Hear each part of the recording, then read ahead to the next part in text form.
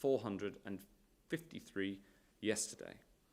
161,145 people have tested positive, an increase of 3,996. 15,796 people are currently in hospital with coronavirus. 21,678 have now sadly died in hospital, an increase of 586 since yesterday. This morning, the Office for National Statistics and the CQC published more information on the overall impact, including that there have been 4,343 notified deaths in care homes since Easter. The proportion of coronavirus deaths in care homes is around a sixth of the total, which is just below what we see in normal times. I want to make sure that we bring as much transparency as possible to important information like this. And so from tomorrow, we'll be publishing not just the number of deaths in hospital each day, but the number of deaths in care homes and in the community too. This is something that wasn't previously possible. This will supplement the ONS and CQC weekly publication and all add to our understanding of how this virus is spreading day by day, and it'll help inform the judgments that we make as we work to keep people safe.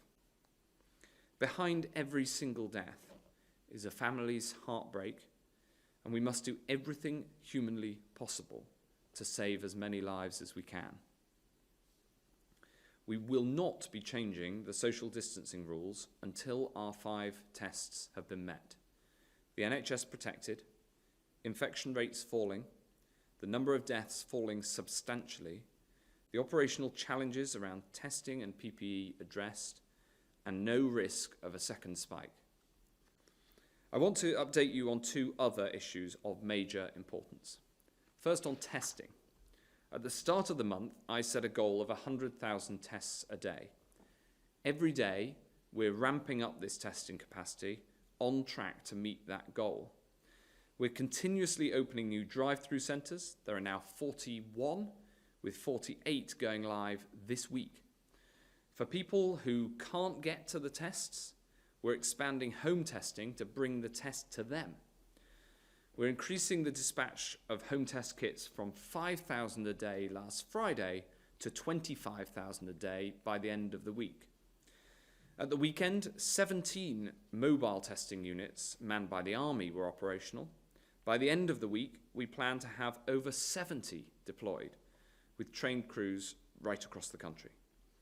All of this has led to an increase in daily testing capacity, which now stands at 73,400. And this has allowed us progressively to expand access to testing.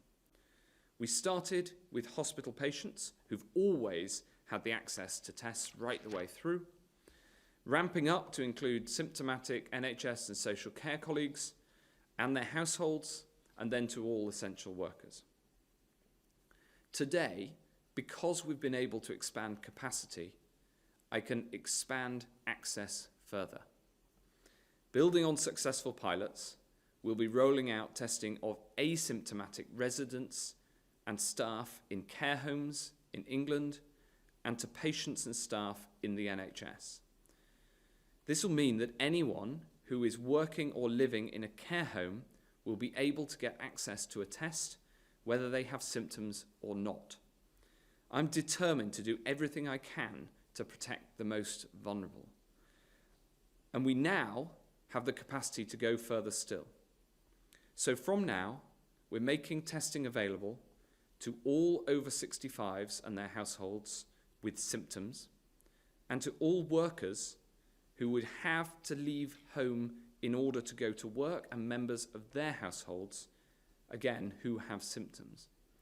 So from construction workers to emergency plumbers, from research scientists to those in manufacturing. The expansion of access to testing will protect the most vulnerable and help keep people safe. And it's possible because we've expanded capacity for testing thus far. Next, I want to update you on our COVID-19 therapeutics work. This is research to understand whether existing drugs could be used to treat people more effectively once they've developed the disease. Currently, no drugs in the world have been clinically proven to treat COVID-19. But our therapeutics task force has identified a number of promising candidates. Currently, 6 different treatments have been entered into national clinical trials, and the first is ready to enter the next stage, a new early phase clinical trial platform that we're launching today. This is a national effort made possible by government, academia, and industry all working together. In addition, we have to make the best possible use of all the medicines that we have. We're updating the guidelines for the use of medicines in care homes, removing a barrier so that for the period of the pandemic, where it's clinically appropriate, medicines that have been labelled for use by one patient can be used by another patient who needs them instead of being destroyed. Clinicians and colleagues in social care have called for this change, and it's already standard procedure in hospitals. Right across government, we're working day and night to defeat this virus.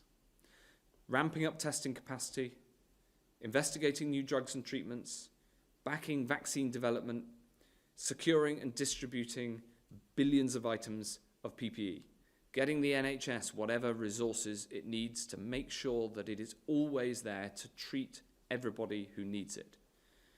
The risk of a second peak is real, but as a nation, we're holding it at bay.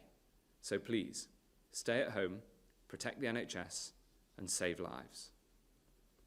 I'm now going to turn to the Deputy Chief Scientific Advisor to take us through the daily charts. Angela. Thank you very much. If I could have the first slide, please. I wanted to go into a bit more detail about the 5 tests for adjusting the lockdown. So the first of those is that the NHS shall have sufficient capacity to provide critical care and specialist treatment right across the UK. The second is that we should have seen a sustained and consistent fall in daily deaths from coronavirus. Number 3 says that we must have reliable data to show us that the rate of infection is decreasing to manageable levels right across the board. Fourth is that operational challenges, including testing and PPE, are in hand with supply able to meet future demand. And the 5th test is that we must be confident that any adjustments that we make to our current measures will not risk a second peak of infections that might overwhelm the NHS. And if I could have the next slide, please. Here is a description of transport use and how it has changed across Great Britain for a number of different ways of travelling. And it starts on the 16th of March on the left-hand side and runs to Saturday, 26th of April. And what you see when you look at this data is how volumes of all kinds of traffic have fallen relative to how much travel there was in the first week of February. So in particular, we remain pleased to see that the use of public transport is below 20% for buses, the tube, and National Rail. And we just very much hope that all those people in motor vehicles who are not below 20% are practicing really excellent social distancing when they get it wherever it is that they're going. Next slide, please. We know that's been a lot of work for everybody.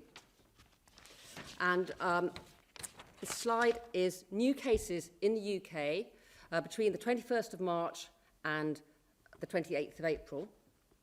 And what it shows is so this is new positive tests. In dark blue is tests that happened in hospitals, and in orange is additional testing that has become available for key workers. And what you see in that slide is how that number of positive tests rose very quickly through the latter part of March and has now stabilised, and the blue line, the numbers in hospital positive tests, is starting to fall, although because the number of tests is still rising, overall, we're still getting about the same number of positive tests across the UK. Next slide, please. This, instead of counting tests, counts people. So this is people who are in hospital with COVID-19, again, across the UK. And what you see is, that overall, that has fallen by 14% in the last, I think it's in the last week. Sorry, I'm looking for a date. Yes, over the last week, that has fallen by 14%.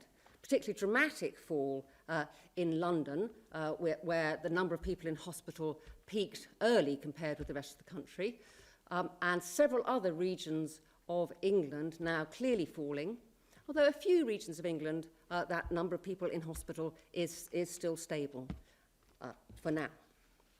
Next slide, please. This is critical care beds in which there is a patient with COVID-19.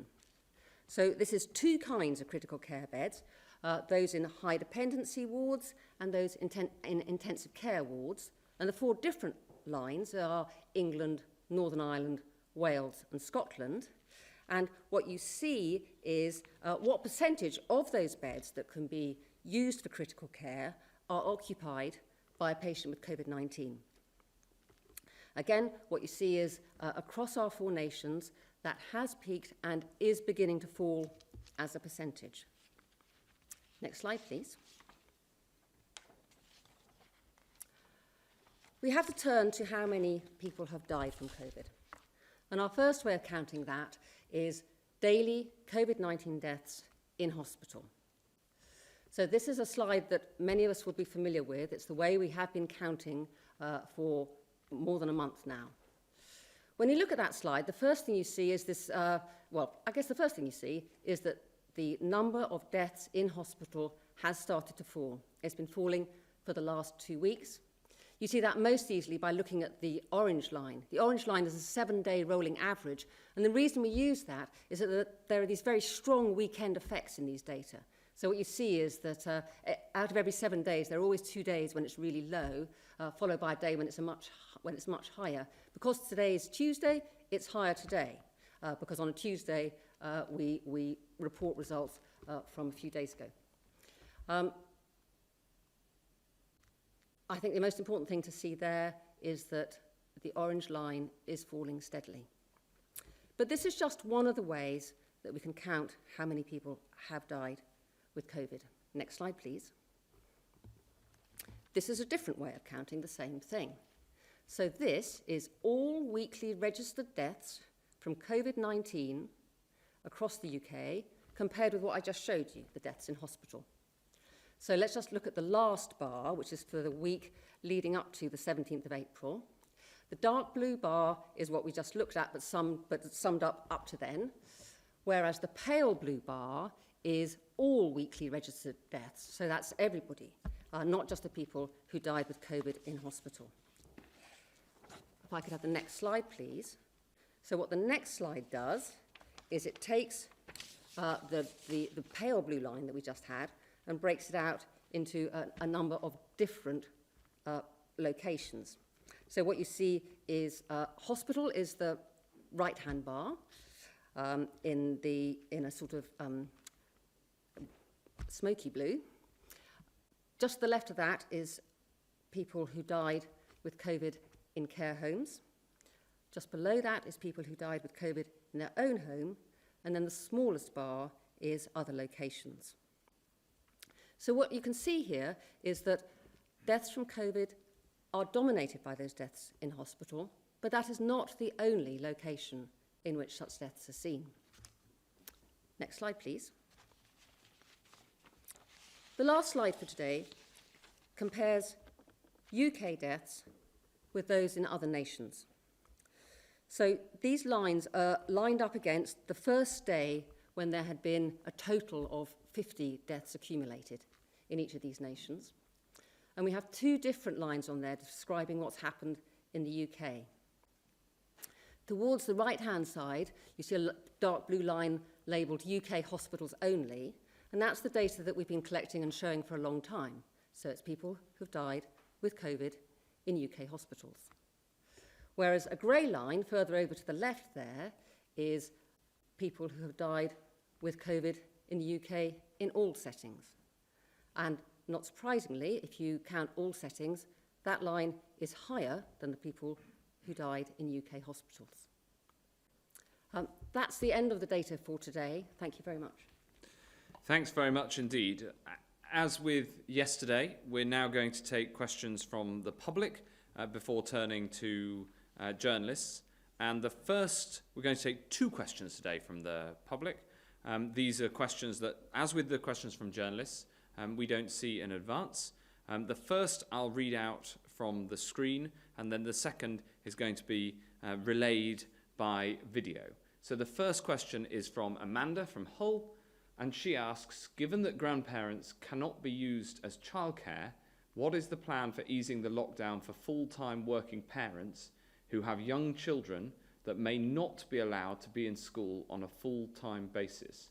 And Amanda, this is a really good question.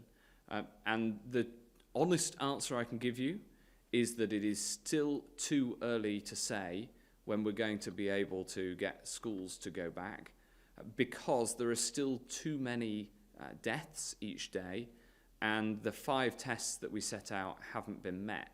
Now, I know, especially as a father of 3 young children, that there's a yearning for people to know when schools might go back. And of course, it's something that we think about and we talk about.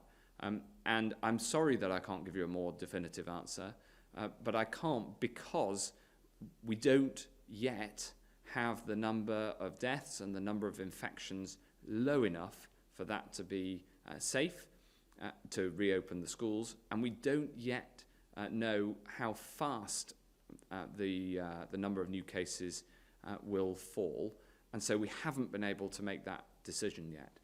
Angela, I don't know if you want to add. I'm not sure I do have anything to add on that. We are, of course, all of us yearning for the number of deaths each day to fall. Thank you, Amanda. Thank you for your question. And all I can say is that I hope we can be in a position to be able to give a definitive answer as soon as possible. And the best way to get there is for people, everybody watching, to stay at home in order to protect the NHS, to save lives and to bring that curve down. Thank you, Amanda. Next question. Hi, my question is regarding my 10-year-old son who has cystic fibrosis and autism. Apart from shielding, is there any other option for him and others in the extremely vulnerable category to return to school and be part of society again without a vaccine available? Thank you, Sadie. The answer to this is yes. We have made sure in the schools policy that we're working very hard to ensure that those who have extra needs, for instance, people with autism and cystic fibrosis, get that extra support. It is, of course, very, very hard, though, when that clashes with the medical needs, which have to come first. And for those who are in the shielded category, I'm afraid that the safest thing for them to do is to be shielded, which is not just to stay at home, but really be protected from all contact because of the consequences should they get the disease. Yes, I think I agree. That's right. Thank you very much, and thank you for your question. And of course, you mentioned a vaccine, and we're all working incredibly hard to try to get a vaccine as soon as possible. But again, the science behind that is uncertain, and so the timings are uncertain. Thank you very much for those 2 questions from the public. I think that this is working well, having questions from members of the public. I'm very grateful to all those who've submitted, and it's something that we're going to keep on doing. So thanks very much. And now we'll turn to Hugh Pym from the BBC. Thank you very much. I wanted to raise the subject of PPE. I know it's been discussed several times at this occasion before, but it's still a talking point after Panorama and also a survey of doctors suggesting some are concerned still. What assurances can you give frontline staff that there will be adequate supplies of PPE in the days and weeks ahead? Well, thank you, Hugh. The issue of PPE is incredibly important, and making sure that there are the supplies of PPE so that everybody on the front line has the PPE and the protective equipment that they need.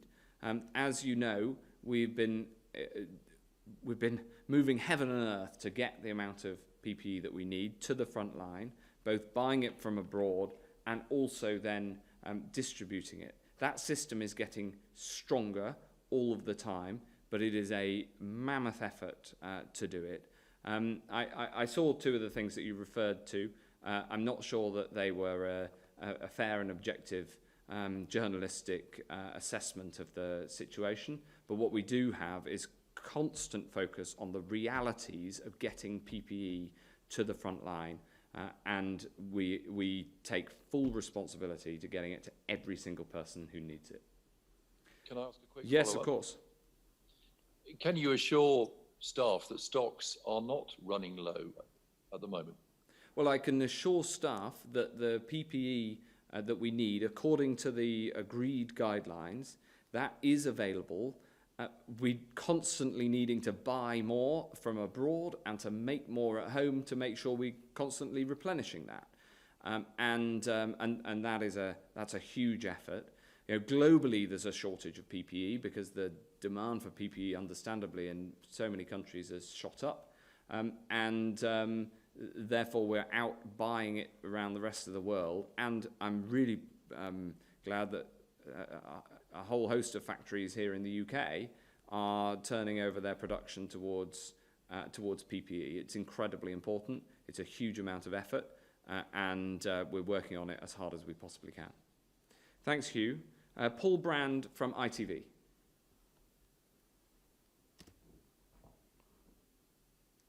We've lost your audio, Paul. Hopefully you can hear me now, Health Yes. Secretary. Excellent. Given today's statistics, Health Secretary, do you now recognise that while you've prevented the NHS from becoming overwhelmed, there is now a crisis in the care sector? And given that the number of deaths continues to go up in care homes each day, will it now be your main priority? Well, of course, care homes have been a top priority right from the start. We put out our first guidance to care homes in February, and we've been working with them throughout. Now, by their nature, the care homes look after and support some of the most vulnerable people anyway, and they support some of the people who are most vulnerable to this disease as well because of the nature of the disease and how it impacts on, especially on older people, much more than the rest of the population. So it's been a focus from the start. We've strengthened the rules around what happens in care homes and improved infection control, and also making testing available throughout the care sector, I think, is incredibly important as we've ramped up the availability of testing. We keep a close eye on it, and I'm very glad that we're now able to publish these daily data, which will keep the focus on what's happening in care homes.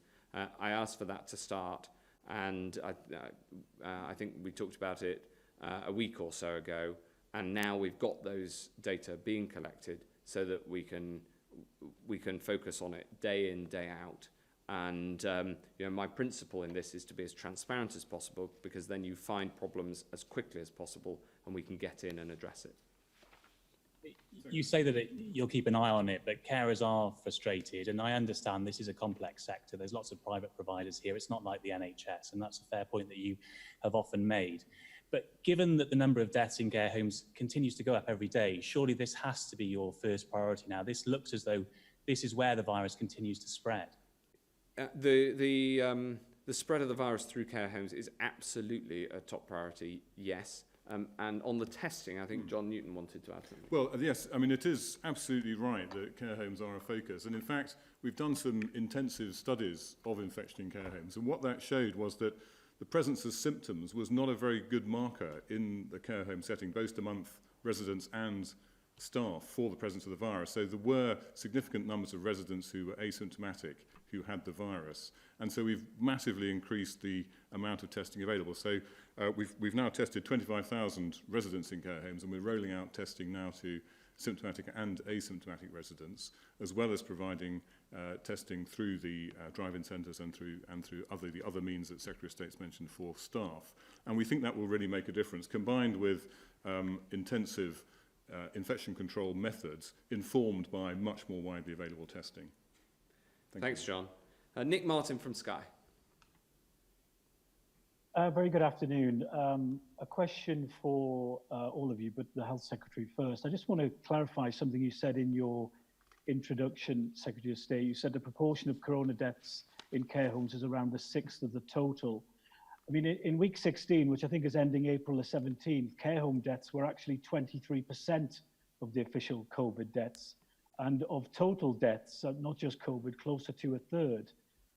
Are you saying that the number of people who've died in care homes during this crisis is around in line with the number of deaths you would normally see in any other year? No, I'm absolutely not saying that latter point.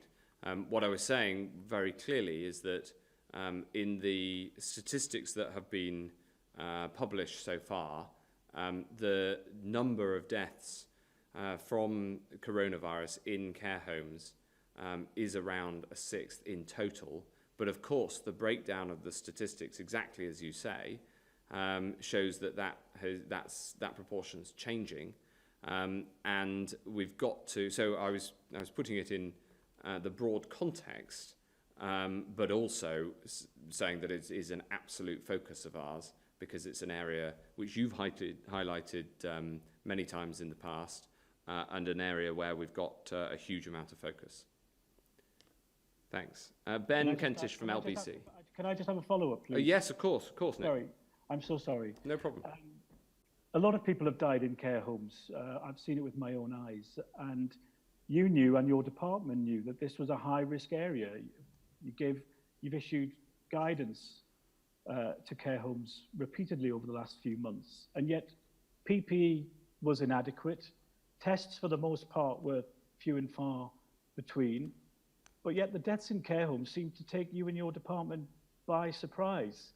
I wonder, and this isn't meant to be a clever catch-you-out question at all, but I wonder if you will take this opportunity to apologise to those families of loved ones who died in care homes because the government didn't properly protect them.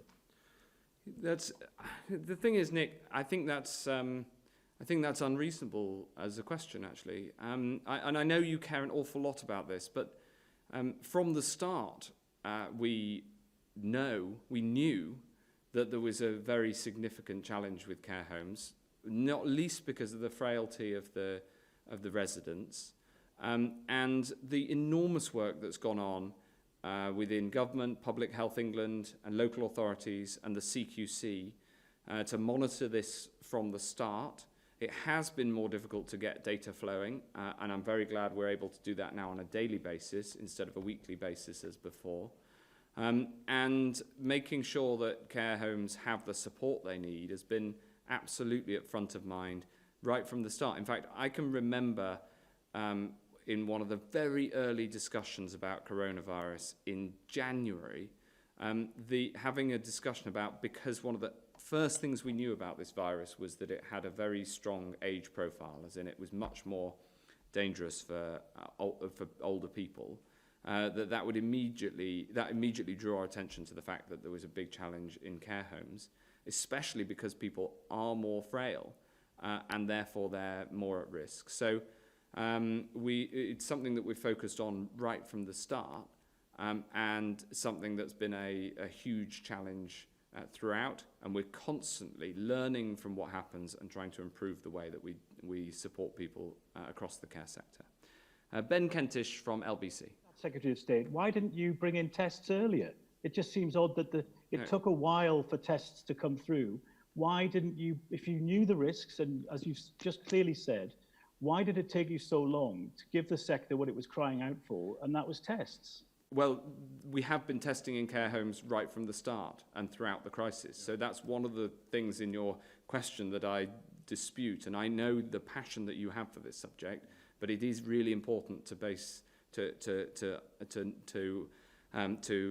us to explain what's been going on, and we've been testing right from the start. John. So yeah, it's important to understand that from the word go, Public Health England has been investigating any outbreaks of coronavirus in care homes.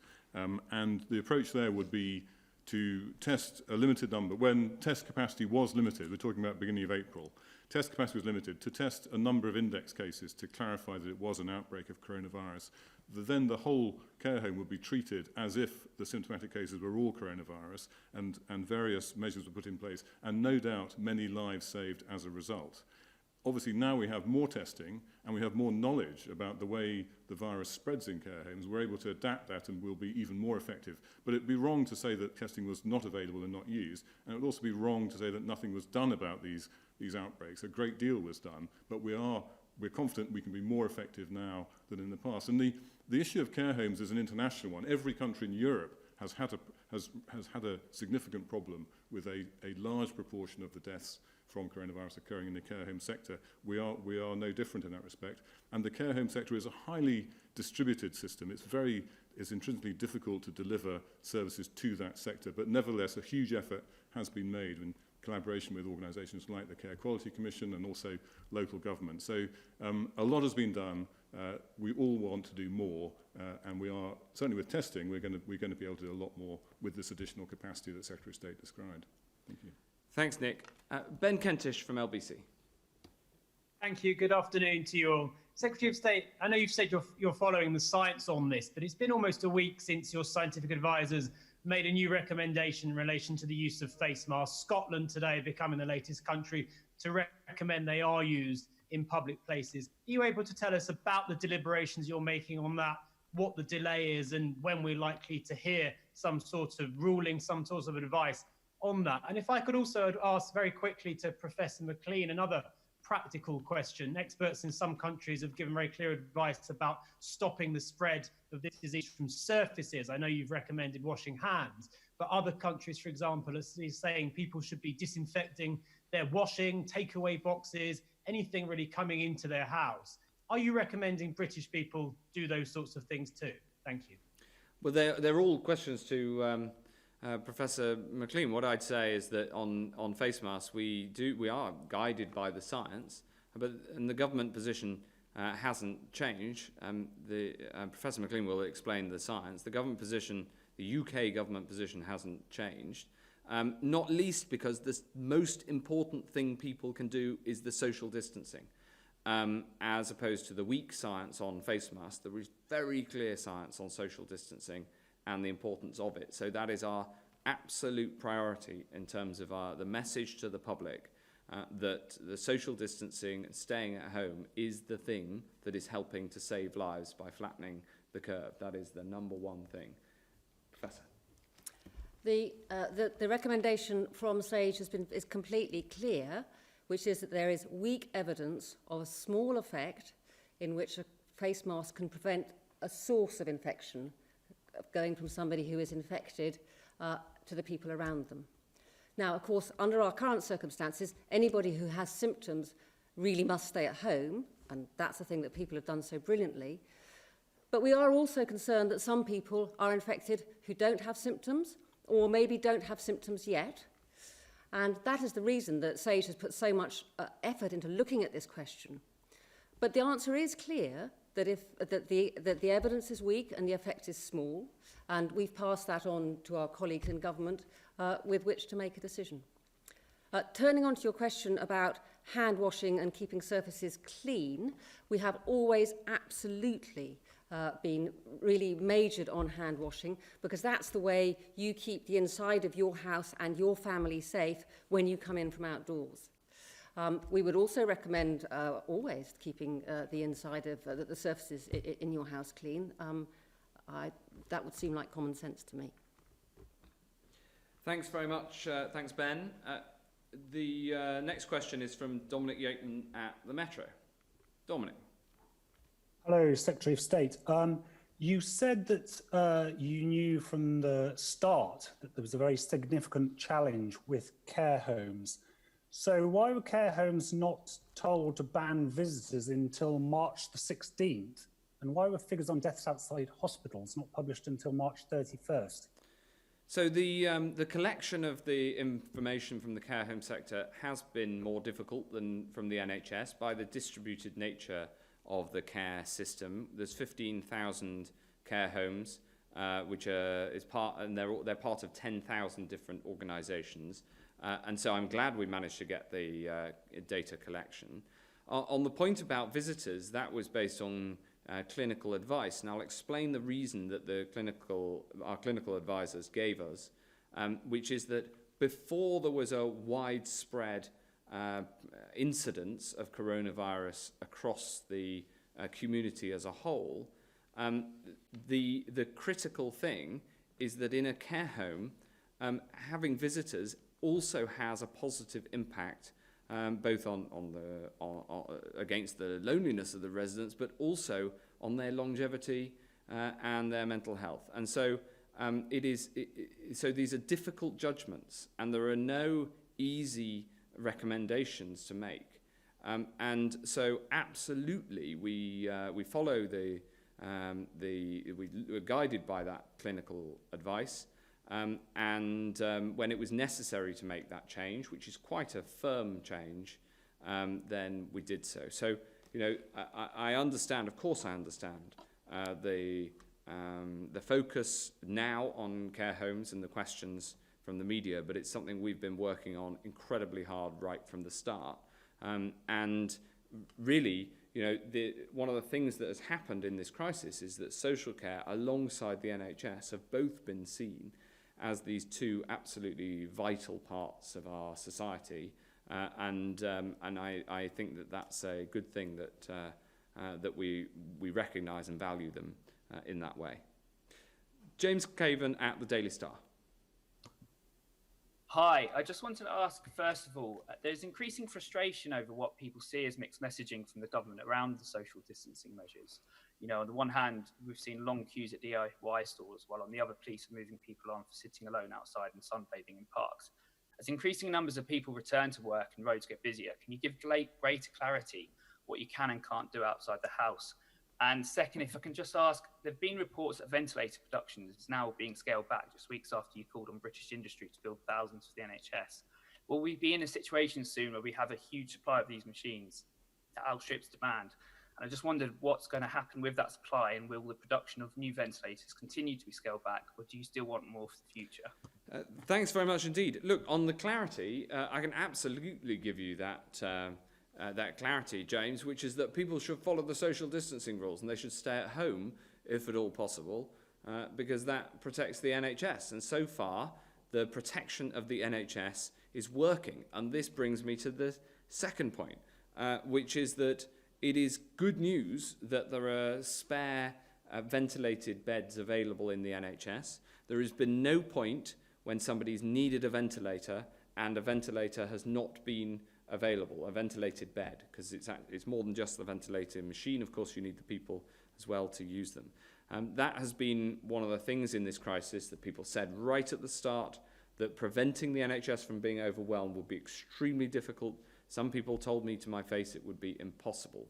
But that, so far, has worked. And now with the number of people in the NHS in hospital with coronavirus falling, we can see that we've managed to keep the NHS able to treat everybody who needs it. That brings to the question of ventilators. We are still, yes, producing those ventilators. There are countries across the world who are now needing them because their curve is in a different position.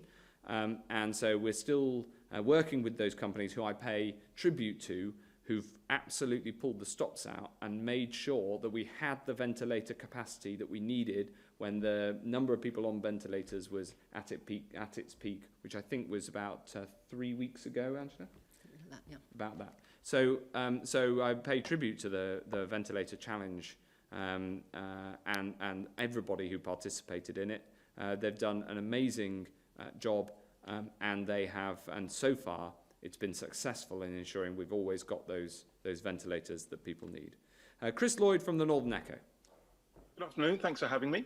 What is the time lag of the pandemic's progress? As the country went into lockdown at the same time, is it possible that the regions, like here in the northeast, were locked down comparatively early and so might not be hit as hard as was once feared? Although I note in your earlier slide, there was a slight uptick in all regions outside of London. of the number of people in hospital?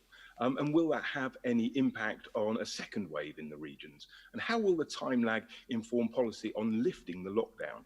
Do you imagine that some areas might ease before others, or will we all be in or out of lockdown together?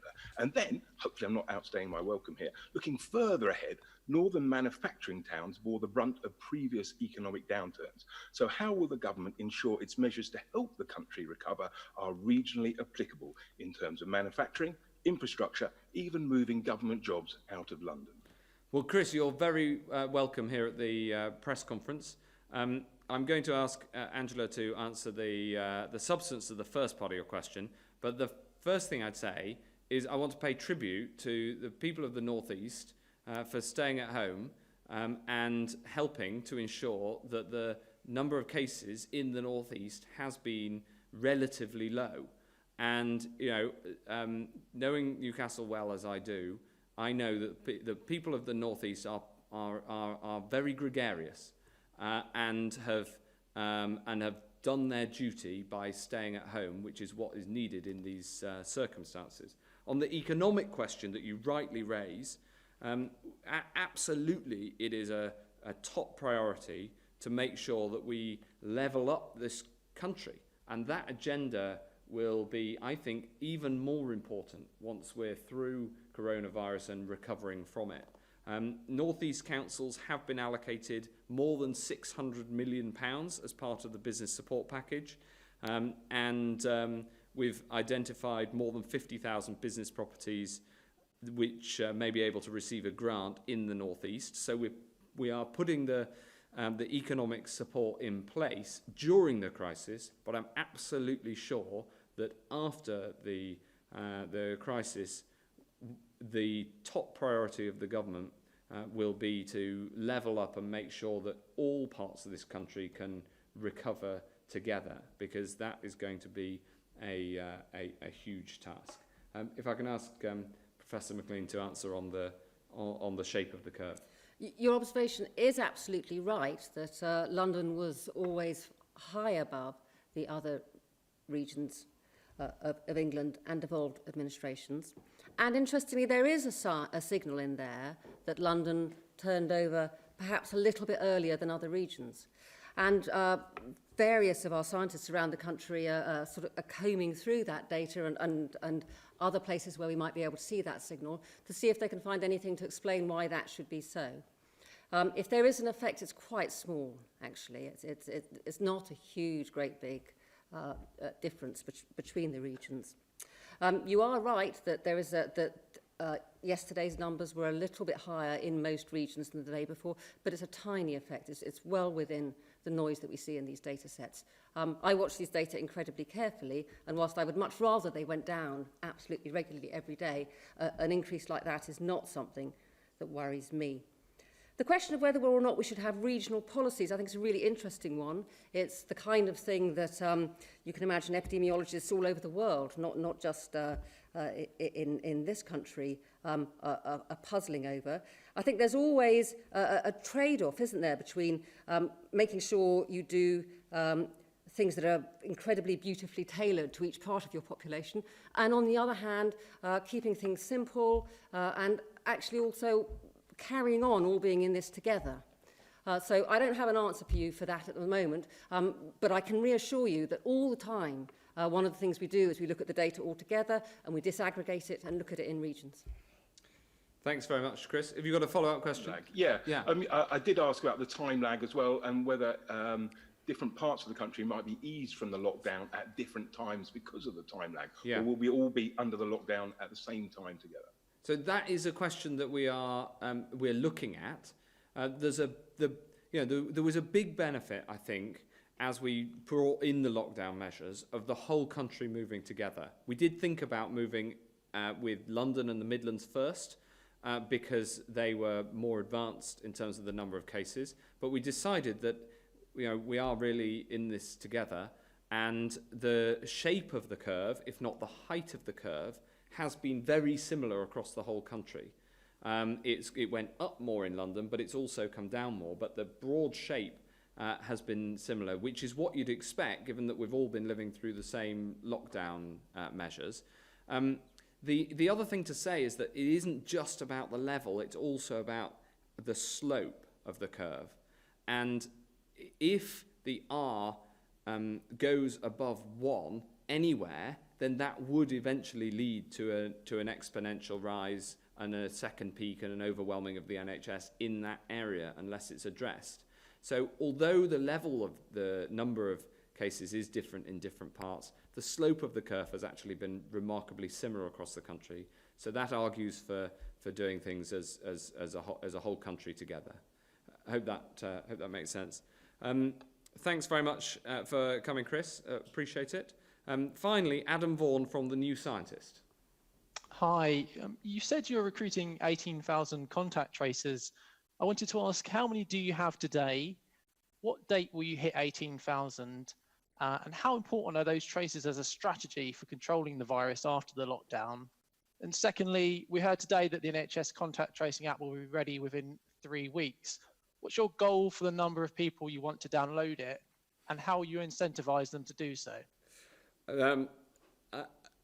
I knew we'd get some tough questions from The New Scientist. The answer to your questions are as soon as possible and as many as possible. But I know that's not exactly a numerical answer. We're recruiting the contact tracers. I'm sorry I don't have the information to hand as to exactly how many we've recruited, but that is underway. We hope to have the contact tracers who will help when we find a positive test to work out who they've been in contact with and make sure they do the appropriate thing. We hope to have the contact tracers in place before or at the same time as the app goes live. And you're right on the app, we're expecting that to be ready by the middle of May. And both of these things together, because they work together along with the testing, and they'll help us to keep the level of new cases down once we've used social distancing measures to get those new cases down. And that's the best thing for health, and it's the best thing for the economy. That's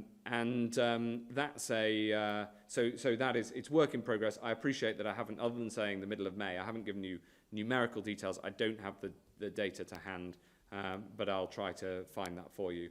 And then on the how many people, the more people who download the app and keep their Bluetooth on, the more effective the app is going to be. So there is no answer other than as many as possible.